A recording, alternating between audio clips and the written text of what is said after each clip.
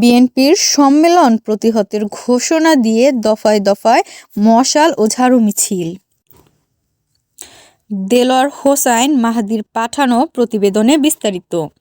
আসন্ন ১ ফেব্রুয়ারি সম্মেলনের প্রতিবাদে ব্রাহ্মণবাড়িয়া জেলা বিএনপির একাংশের নেতাকর্মীরা মিছিল করেছেন।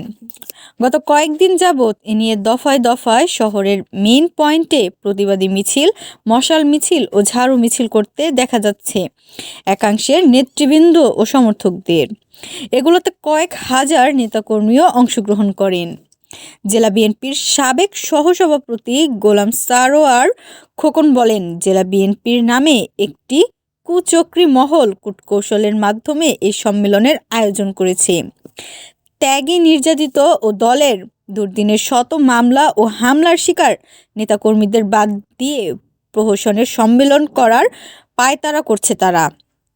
নেতাকর্মীদের বড় অংশকে বাদ দিয়ে পক্ষটি ভুয়া ভোটার তালিকা প্রণয়ন করে নির্বাচনের মাধ্যমে জেলা বিএনপির কাউন্সিল করতে চায়।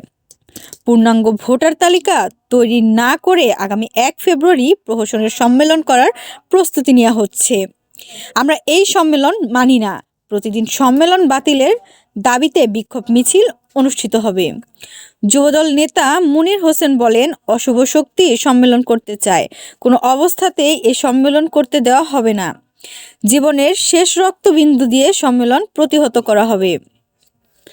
জেলা ছাত্রদল সাবেক যুগ্ম সম্পাদক মুমিনুল হক আলী আজম, জেলা যুবদলের সভাপতি শামীম মোল্লা, যুবদল নেতা মনির হোসেন ও জেলা যুবদল, ছাত্রদল, স্বেচ্ছাসেবক দল সহ বিভিন্ন অঙ্গনের নেতাকর্মীরা উপস্থিত ছিলেন। উল্লেখ্য, গত ২৮শে ডিসেম্বর জেলা বিএনপির সম্মেলন অনুষ্ঠিত হওয়ার কথা ছিল।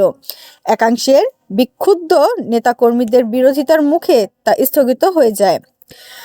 পরবর্তী ১৮ জানুয়ারি পুনরায় সম্মেলনের তারিখ ঘোষণা করা হয়। দুই পক্ষের সমঝোতা না হওয়ায় আবারও সেই তারিখ স্থগিত করে দেওয়া হয়।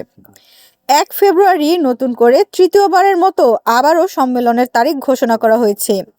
এরপর থেকে বঞ্চিত নেতাকর্মীরা আন্দোলনে নামেন।